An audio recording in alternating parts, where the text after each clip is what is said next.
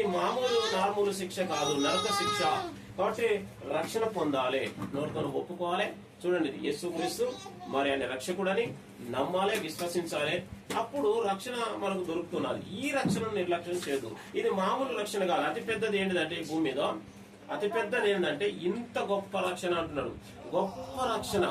ఈ గొప్ప రక్షణను మనం అశ్రద్ధ చేయదు. ఈ రక్షణను కలిగి ఉండాలి, రక్షణను పొందుకోవాలి, నోటితో ఒప్పుకోవాలి.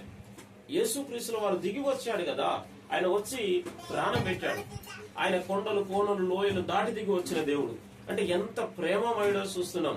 ఆయన వచ్చి సిలువలో విఘ్నమైనాడు, ఒక విఘ్న పశువుగా విఘ్నమైనాడు, మరణించాడు. మన కొరకు మరణించిన కృప, మన కొరకు మరణించిన ప్రేమ, ఎంత ప్రేమ ఆప్యాయతలు చూడండి, ఎంత ప్రేమ, ఎంత ఆనందము. మనకు అంత దేవుని యొక్క ప్రేమ మనకేందో తెలియపరచబడుతున్నది. కలువరి శిలువలో తన ప్రేమను చూపెట్టినాడు. ఆ యొక్క యజ్ఞ పశువుగా మరి యజ్ఞమై ఉన్నాడు. మన కొరకు ఈ ప్రేమ ఏదో అర్థమవుతున్నది. ఈ క్రియను బట్టి చూస్తే మనల్ని ఇంతగా ప్రేమిస్తున్నాడు, ఇంతగా కృపను మన ఎద్దకు తీసుకొచ్చాడు.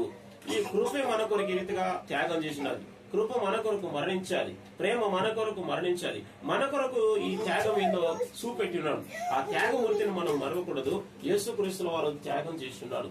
ఈ శిలువ మరణం ద్వారా, యజ్ఞం ద్వారా మనకు అదంతా ఒప్పుకున్నట్లంటే రక్షణ దొరుకుతూ ఉన్నది. ఆయన తండ్రి అయినటువంటి దేవుడు మరి ఆయనను లేపిండని నమ్మాలని లేఖనాలు తెలియపరచబడుతున్నాయి. కాబట్టి ఆయనను మనం విశ్వసించాలి, ఆయనను మనం నమ్మాలని లేఖనం తెలియపరుస్తున్నది. కాబట్టి ఈ కృపగల దేవుని దగ్గరికి వచ్చాం కాబట్టి మనం రక్షణ పొందవలసిందే. రక్షణ పొందకుండా వెళ్ళిపోతే చాలా ప్రాబ్లాలు ఏర్పడతాయి. కాబట్టి రక్షణ కలిగి ఉండాలి. ఒక విషయం, ఒక సందర్భాన్ని బట్టి ఒక కాడ నేను ఒకరు చెప్తుంటే వినటానికి ఇష్టపడ్డాను. ఆ విషయం మనం ఆలోచించినట్టంటే, ఒక కూడికలో, ఒక కూటంలో